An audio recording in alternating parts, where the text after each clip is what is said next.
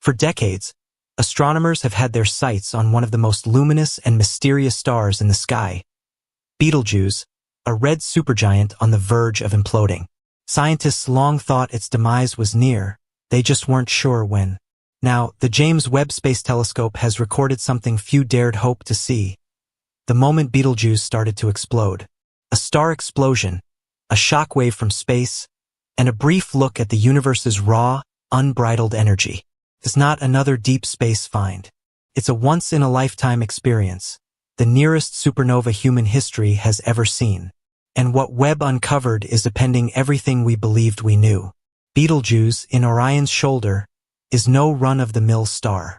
It's a red supergiant, larger than 700 suns and roughly 20 times more massive. Astronomers have watched for decades as it has behaved erratically, expanding, getting dimmer, and exploding randomly. In 2019, it suddenly dimmed, prompting worldwide speculation. Was this the start of the end? Would it finally supernova? With Webb's unparalleled accuracy, the enigma only grew. For the first time, we're witnessing live signals of a star in collapse. Gigantic energy explosions, turbulent surface activity, and magnetic fields wrapped into chaos. Betelgeuse isn't just dying. It's experiencing a cosmic makeover. Webb has spent months tracking Betelgeuse, employing its infrared sensitivity to pierce layers that no other telescope could reach. The findings are breathtaking. Huge convective bubbles, some as large as Jupiter, are bursting on the surface of the star. Plumes of superheated gas are blowing into space at speeds unimaginable. Buried within the spectrum of light, astronomers have discovered a shockwave propagating through the outer layer of the star. This isn't a model or simulation. This is live physics of a supernova happening right before our eyes, and it's taking place just 642 light-years away.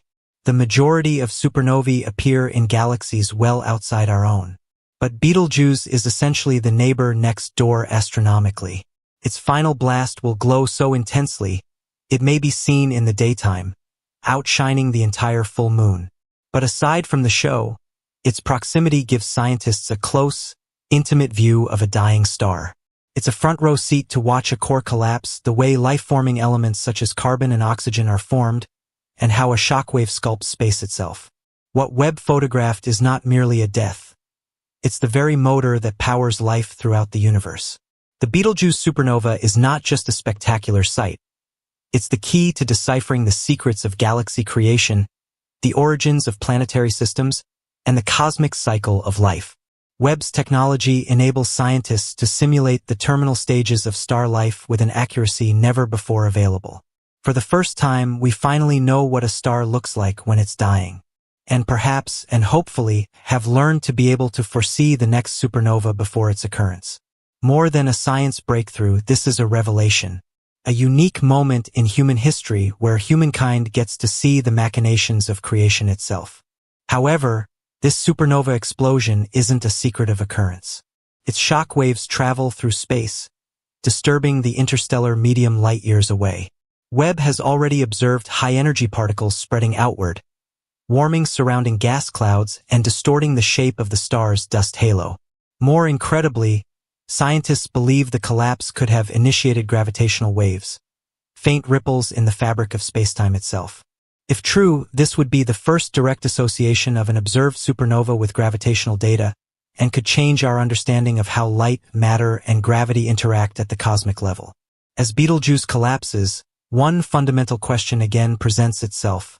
What will be left? Will it collapse into a neutron star, a black hole, or something entirely different? Webb's observations indicate the collapse is not symmetrical. Irregularities in magnetic fields, plasma voids, and evidence of matter crashing back inwards suggest something more complicated. Scientists are now guessing at a transition object, a hypothetical shape that fits between a neutron star and a black hole. If Webb has actually imaged one in formation, it would be the first proof of this new type of cosmic body. Of course, lots of people have asked, are we at risk? The short answer is no, Betelgeuse is too distant to pose any harm to Earth. But the whole story is more complex. The blast will release waves of radiation, gamma rays, and expanding bursts of electromagnetic radiation that might affect distant clouds of dust, change star formation, and impact how we perceive light from other regions of the universe.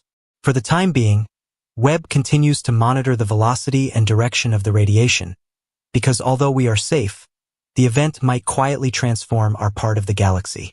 Betelgeuse is old, huge, and mighty, and now it's dying. A harsh reminder that even the brightest stars have a lifespan. But in this death, something greater is born. The blast scatters the seeds of new worlds, carbon, oxygen, and iron, that will eventually coalesce into planets, oceans, even life itself. Not destruction at all, cosmic renewal. And through Webb, we are fortunate witnesses to the rebirth of the universe, supernova by supernova.